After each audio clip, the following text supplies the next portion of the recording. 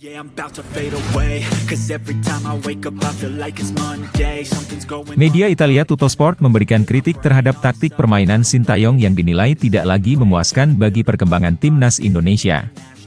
Menurut pandangan mereka, gaya melatih Sintayong terlalu berfokus pada fisik dan lari, sehingga kurang memberikan variasi strategi dalam pertandingan.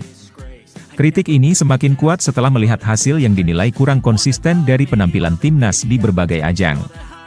Tuttosport bahkan menyebut bahwa sudah waktunya bagi Indonesia untuk mempertimbangkan pergantian pelatih demi kemajuan timnas. Mereka juga menyarankan agar pelatih baru yang datang berasal dari Eropa, yang dikenal memiliki pendekatan taktik lebih modern. Pelatih dari Eropa dinilai memiliki kemampuan untuk membawa Indonesia ke level yang lebih kompetitif di kancah internasional. Menurut Tuttosport, pendekatan strategi yang lebih variatif dan fleksibel dapat membantu timnas menghadapi tantangan besar. Media tersebut percaya bahwa Indonesia membutuhkan perubahan besar untuk mencapai target lolos ke Piala Dunia. Saat ini, Sintayong masih memegang kendali sebagai pelatih utama timnas Indonesia dan telah menjalani sejumlah pertandingan penting. Namun, kinerjanya belakangan ini terus menjadi sorotan berbagai pihak, terutama media dan pengamat sepak bola. Banyak yang menilai bahwa meskipun ada beberapa keberhasilan, hasil secara keseluruhan masih belum konsisten sesuai dengan ekspektasi tinggi publik. Ketua Umum PSSI Erick Thohir disebut sedang mempertimbangkan langkah-langkah strategis untuk membawa timnas ke level berikutnya. Langkah tersebut mencakup evaluasi terhadap peran pelatih sebagai salah satu faktor penentu performa tim di masa mendatang.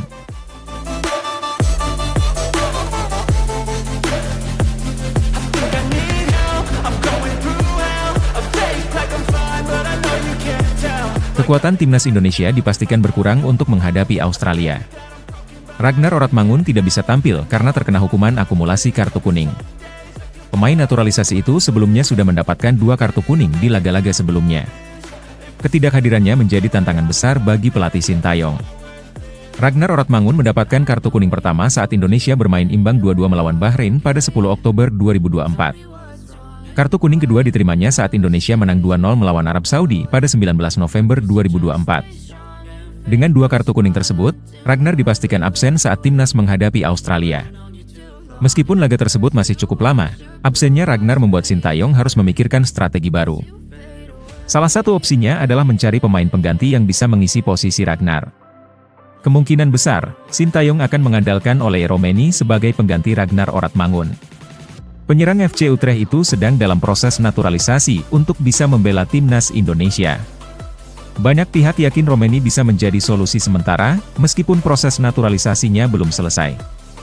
Oleh memiliki kemampuan yang dinilai bisa memperkuat lini serang timnas. PSSI saat ini sedang mempercepat proses naturalisasi Oleh Romeni agar ia bisa segera bergabung. Mereka berharap semuanya selesai sebelum laga melawan Australia. Jika berhasil, kehadiran Oleh bisa menjadi tambahan kekuatan bagi timnas. Meski begitu, Sintayong tetap harus menyiapkan strategi cadangan jika proses naturalisasi belum selesai tepat waktu.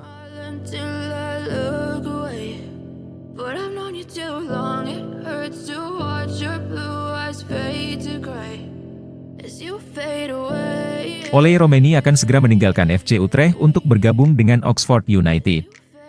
Kepindahan ini telah dikonfirmasi oleh media Belanda Football Premier yang menyebutkan bahwa kesepakatan antara kedua klub telah tercapai. Nilai transfer pemain berusia 24 tahun ini dilaporkan mencapai 2 juta euro atau sekitar 33 miliar rupiah. Langkah ini dianggap cukup rasional, mengingat Utrecht baru saja mendatangkan penyerang baru Miliano Jonathan. Oleh Romeni tampil mengesankan musim ini dengan mencatatkan 13 penampilan dan menyumbangkan 2 gol di Eredivisie. Meski masih memiliki kontrak 1 tahun bersama Utrecht, klub memutuskan untuk melepasnya demi memberi ruang bagi pengembangan tim. Pemain berdarah Indonesia ini akan bergabung dengan Marcelino Ferdinand, yang telah lebih dulu menjadi bagian dari skuad Oxford United. Kabar ini tentu disambut hangat oleh para penggemar sepak bola Indonesia, yang berharap Romeni dapat memberikan kontribusi besar di klub barunya. Proses kepindahan Romeni kini berada pada tahap akhir. Sang pemain sudah berada di Inggris untuk menyelesaikan pemeriksaan medis dan melengkapi dokumen-dokumen yang dibutuhkan. Jika semua berjalan lancar, ia akan menandatangani kontrak berdurasi 3,5 tahun bersama Oxford United. Kontrak ini menjadi pencapaian penting dalam karirnya dan menunjukkan kepercayaan klub championship tersebut terhadap potensinya. Dengan transfer ini, Romeni diharapkan mampu mengembangkan permainannya di level yang lebih tinggi.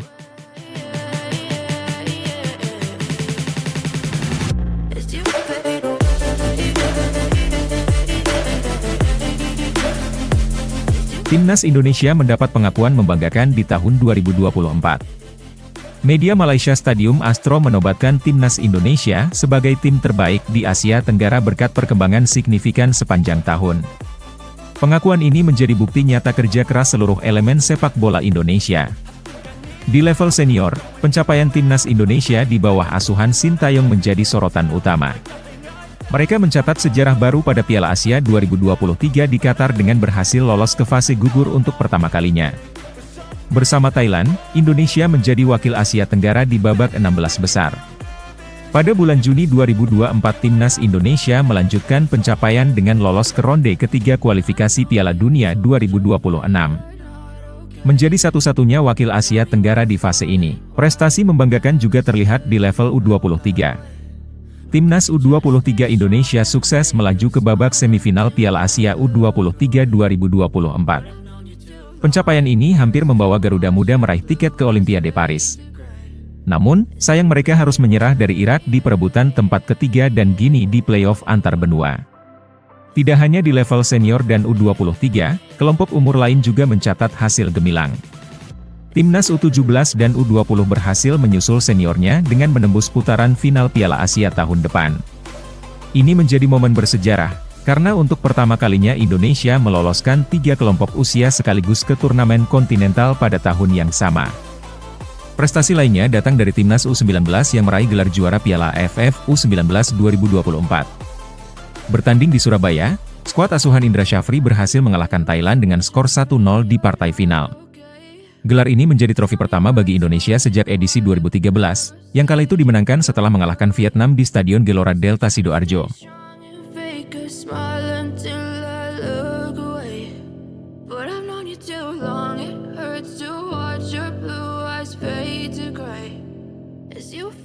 Pratama Arhan baru saja resmi mengakhiri kontraknya dengan klub asal Korea Selatan Suwon FC. Keputusan ini menarik perhatian berbagai media, termasuk Soha, salah satu media dari Vietnam. Namun, alih-alih membahas perjalanan Arhan bersama klubnya, Soha justru lebih fokus pada karirnya di Timnas Indonesia. Menurut mereka, Arhan selama ini dikenal sebagai spesialis lemparan ke dalam yang sering menjadi senjata mematikan timnas. Bahkan, lemparannya disebut berkali-kali membantu Indonesia mencetak gol di berbagai ajang internasional. Media Vietnam itu menjuluki Pratama Arhan sebagai mesin lempar ke dalam karena kemampuannya yang unik dan efektif. Namun, mereka juga menyoroti penurunan performanya belakangan ini. Dalam beberapa tahun terakhir, Arhan disebut mulai meredup, baik di level klub maupun tim nasional. Salah satu alasannya adalah persaingan ketat dengan pemain-pemain naturalisasi yang kini menghuni Timnas Indonesia.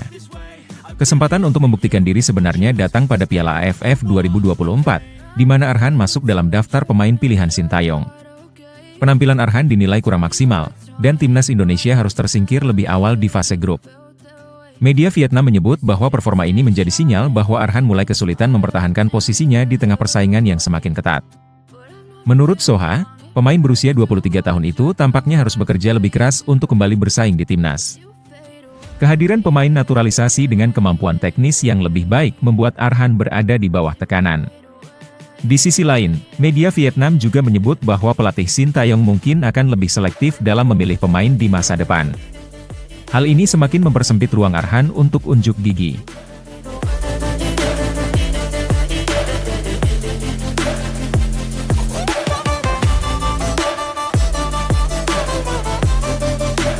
Media Cina belakangan ini lebih fokus pada timnas Indonesia meskipun Arab Saudi dan Australia merupakan pesaing kuat di zona Asia.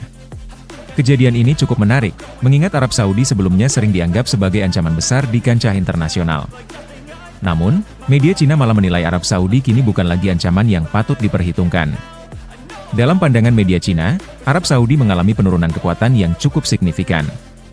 Hal ini menjadi perhatian besar bagi timnas Cina, yang sebelumnya lebih fokus pada Arab Saudi sebagai pesaing utama. Meski Arab Saudi sudah memiliki pelatih baru, tim ini gagal menunjukkan perubahan yang berarti, bahkan kalah 2-0 saat bertemu timnas Indonesia. Kondisi ini membuat media Cina mulai mengalihkan perhatian mereka kepada dua tim lain yang dianggap lebih berbahaya, yaitu Bahrain dan Indonesia. Keberhasilan timnas Indonesia di bawah arahan Sintayong menjadi sorotan utama media Cina. Mereka menganggap timnas Indonesia kini sebagai lawan yang sangat berbahaya. Peningkatan kualitas permainan Indonesia, yang ditandai dengan hasil positif dalam pertandingan internasional, membuat mereka dianggap sebagai ancaman serius. Hal ini juga semakin diperkuat dengan kehadiran sejumlah pemain naturalisasi dalam skuad Sintayong yang dinilai memperkuat lini timnas. Media Cina menyoroti bahwa penambahan pemain naturalisasi ini memberikan dimensi baru bagi timnas Indonesia. Hal ini membuat timnas Indonesia semakin kompetitif dan sulit untuk dikalahkan. Dengan kualitas pemain yang semakin merata dan tak kalah saing, Indonesia menjadi salah satu tim yang perlu diperhatikan oleh negara-negara besar di Asia.